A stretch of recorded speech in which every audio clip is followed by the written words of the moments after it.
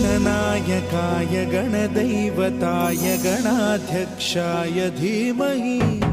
गुणशरीराय गुणमण्डिताय गुणेशानाय धीमहि गुणातीताय गुणाधीशाय गुणप्रविष्टाय धीमहि एकदन्ताय वक्रतुण्डाय गौरीतनयाय धीमहि गजेशानाय भालचन्द्राय श्रीगणेशाय धीमहि